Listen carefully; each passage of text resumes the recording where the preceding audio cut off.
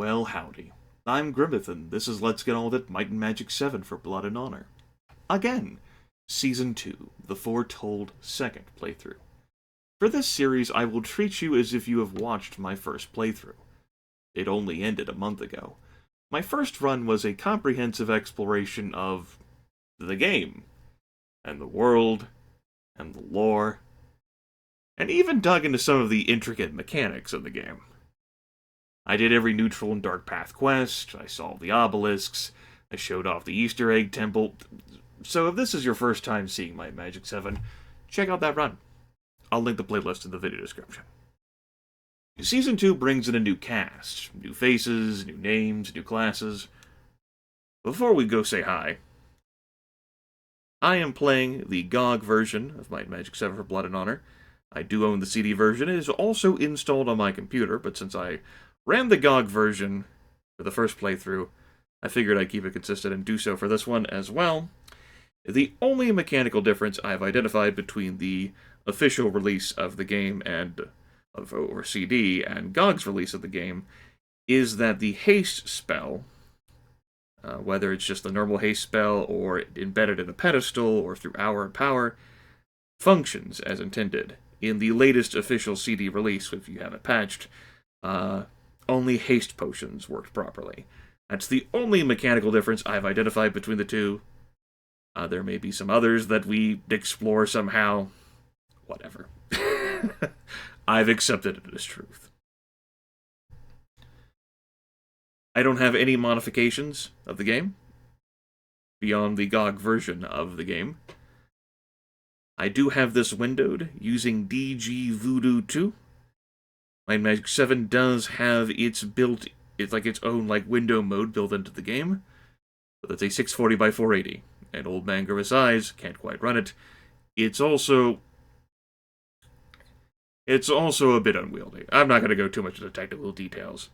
This game is a little uncomfortable to get running the way I wanted it to for a recorded playthrough, which is why it took me so many years to do the first run. But here we are now, with Season 2. Let's go meet the new cast.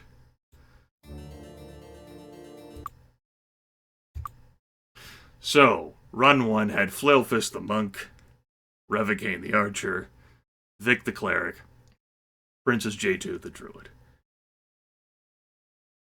When I designed the class composition for the first playthrough, I did so in mind, knowing that I would do 2 playthroughs and would show off 8 classes.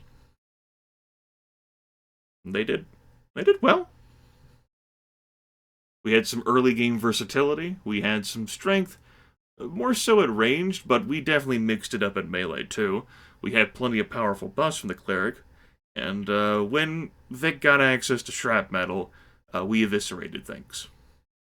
Unless they were a blaster guy and immune to dark magic. In which case we had to take a few swings. But we were immune to eradication at least. This playthrough, of course, have a new set of classes. There are 9 total classes in the game, which means someone gets left on the bench. That will be the Ranger. That is my least favorite class of the game. I think it's the least powerful class of the game. I think it's the least interesting class of the game. A class which diversifies itself to suit a potentially different number of roles depending on what you might want in a situation, ultimately culminating in not being great at anything. They can be really awesome with axes, and they can get master leather armor, and they can get master bow, but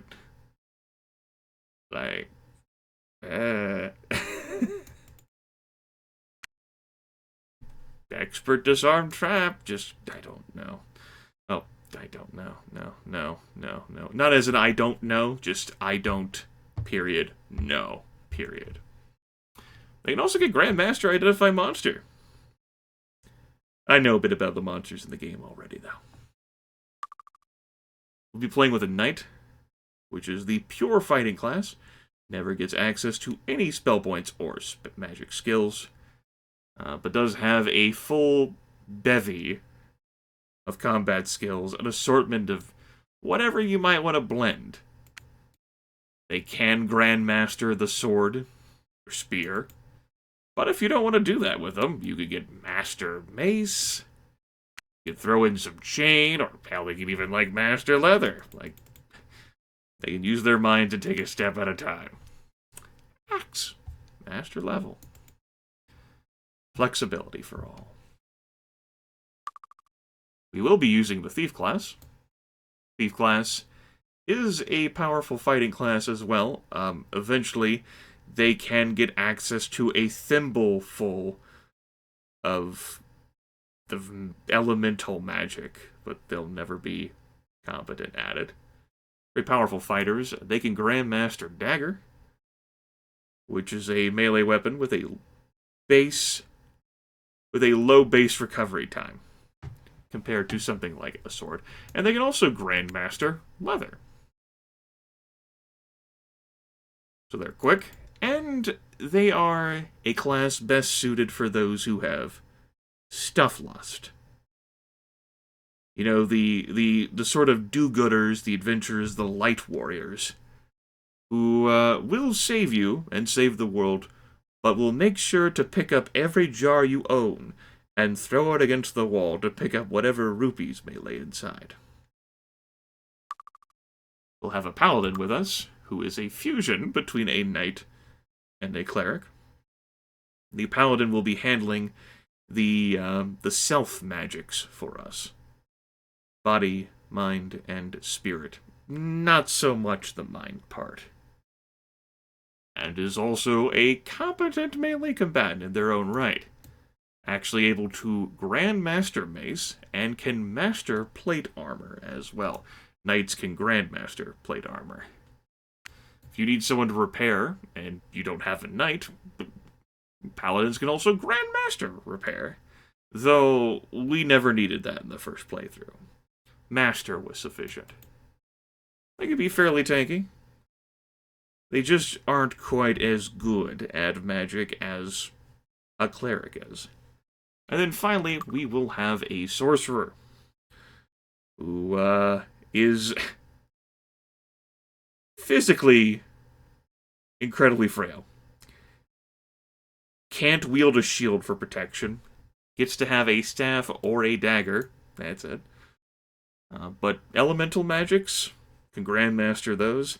And of course, the light or dark path, can Grandmaster that.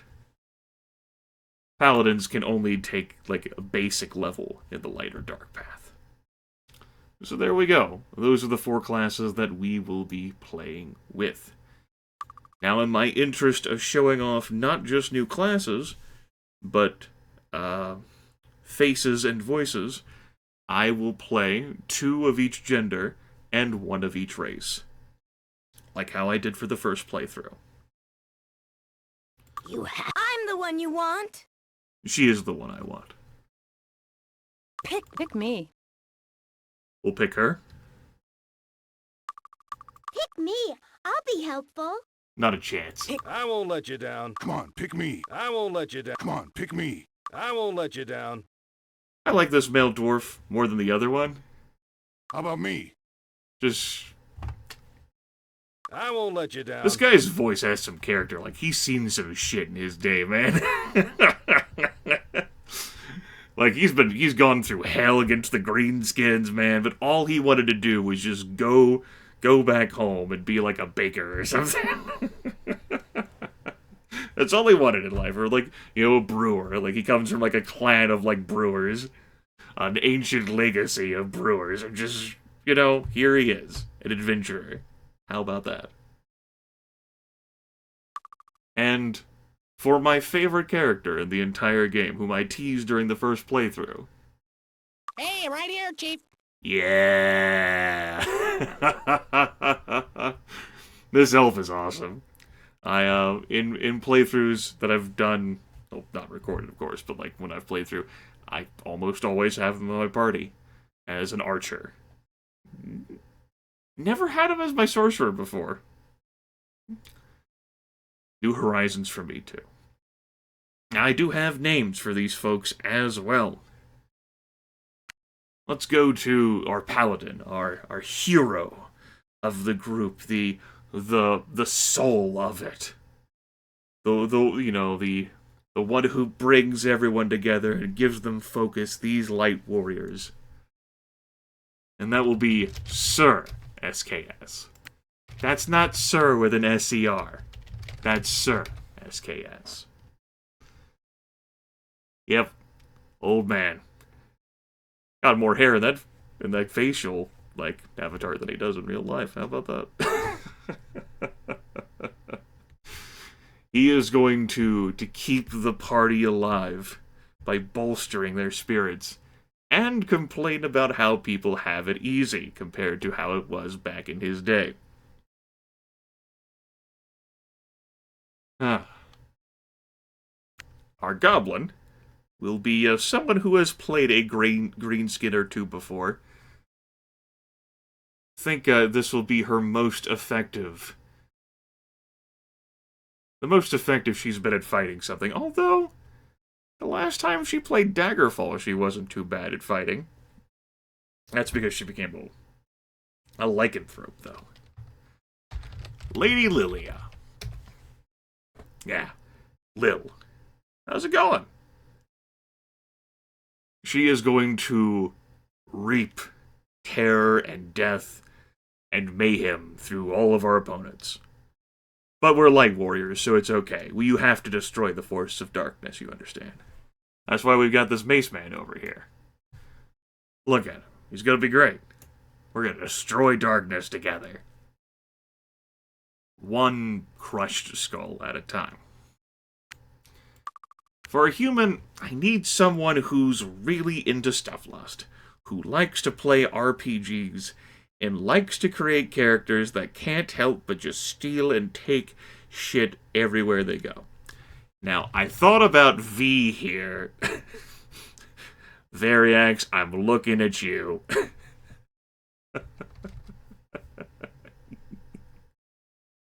But Lonnie, I think that works too. She's got a bit of stuff lust. Likes to take things that don't belong to her. It makes sense. We'll roll with that. Hey, Lonnie.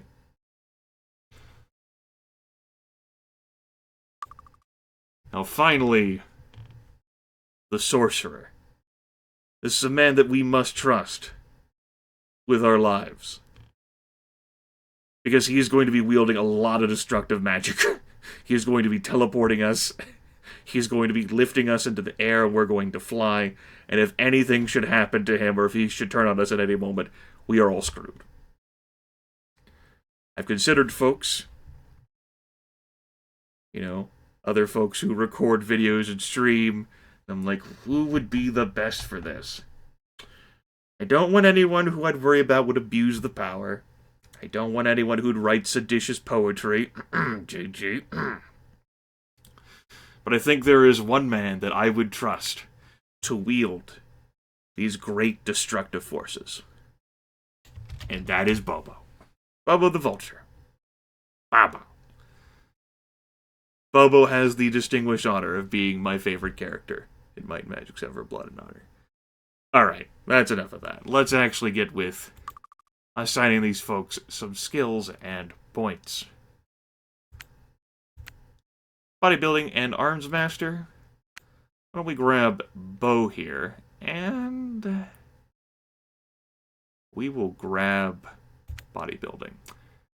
Lil is not going to worry about wearing armor for a long period of time because she is going to have the highest health pool, and armor will just slow down her reaction speed in combat. Bodybuilding will add to her hit points. Bow will allow us to start with a free bow, in addition to her having the bow skills, so it behooves us. Of course, we could start with like a free shield or free chain if we picked up one of those, but I will not be doing so. Lonnie will grab leather. These, by the way, are also competent merchants. More so than paladins are. Lonnie will actually be the person who buys and sells goods for us. I'm typically used to that being the third-party slot. Lonnie being the second one will undoubtedly screw me up at least 1 point during this entire series. She'll be buying and selling goods for us. And disarm skill we can pick up along the way. Dodging, we saw enough of that in the first playthrough. Alchemy, you can get expert alchemy as a thief, giving you access to those yummy, yummy compound potions, those layered ones, which are so effective. We made plenty use of haste potions throughout that first playthrough. Leather and bow. We don't need merchant. I can always just grab merchant with her at some point. And we do get to start with that free bow, along with the bow skill. For Sir SKS, I will grab a shield. Now do note that this is bodybuilding and not body magic. As for the other thing, beats me. I don't want to go with merchant for him. Although eventually everyone will pick up the merchant skill to formally disable a few gold pieces while training. We can get bodybuilding here as well. And as for shield, SKS is not going to have as many hit points as Lil will, so it'll help. I definitely want to keep SKS alive, particularly since he's going to be a dwarf, which means early game enemies are going to really pick on him, due to innate racism. As for Bobo, grab me some air magic, and grab me some water magic. Earth magic, Air magic allows us to start with, things I like Wizard Eye. It's convenient for me, and it's convenient for you, the viewing audience. Water magic, just because I like it more than Earth. I don't care about a dagger. I'm fine with using a staff. Not going to emphasize combat skills with Bobo at all. And as for leather, we'll eventually pick that up. Identify item and identify monster. Merchant? No, Bobo will not be my merchant. He can't even take the expert. It is worth noting, though, that my cleric in the first playthrough, Vic, just had expertise level for merchant. But Lonnie will be the best at it, so I might as well keep the options open. She's going to be investing into a lot of skills for us. Disarm trap primarily, but we'll also be dabbling in stealing and merchant as well. So even though thieves can be strong combatants, she won't be, because I'll have her emphasizing different things. We have Lil to mop folks up. Water magic. As for stat point investments, let's play to folks' strengths.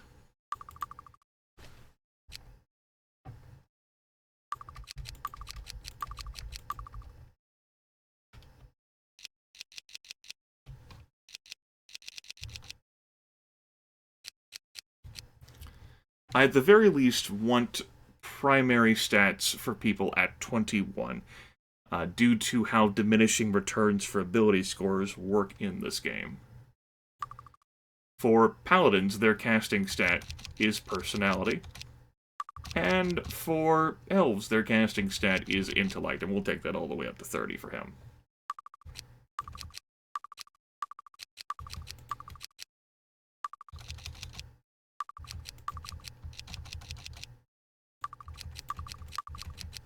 Dwarves aren't that accurate or fast. Goblins aren't that smart or personable. Humans are pretty average all around, and elves are weak and fragile.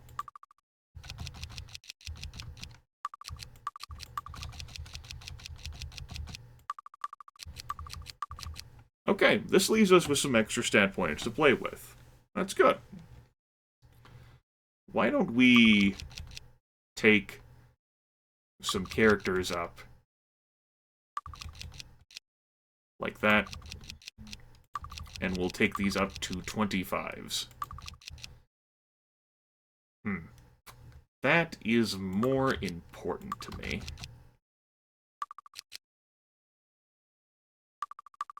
You'd have a little bit of extra luck, we'll say. Go for it, Lonnie. Alright. Bobo is undoubtedly the the weakest, most fragile character forever and ever. But that's okay. Bobo has spells. And we'll bolster up his hit point count. We'll find a way. That's the party.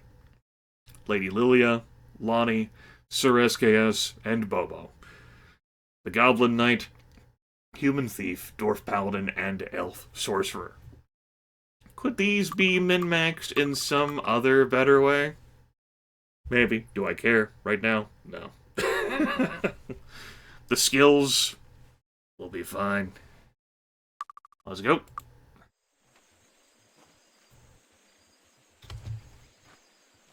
And when I say, let's go, I actually mean, let's go to the end of the video. That's all this was. Setting the stage for this second playthrough where we're going to, chew through the game a bit quicker, because we're not going to stop to admire everything around us. Quests will be skipped. Chests will be skipped. Monsters, too. We've already seen the early game content. We need to dive into something that has challenge and substance. We may actually suffer an unintentional TPK in this run. We got close 2 times, maybe 3 in the first playthrough, but I'm going to play more recklessly in the second playthrough. I will be cutting corners instead of exploring everything thoroughly so that you all could see me exploring everything thoroughly, which may result in my death. But that's okay, because death is only a setback in Might and Magic 7. I appreciate that about the game. I'll talk to you all later. Have a good one.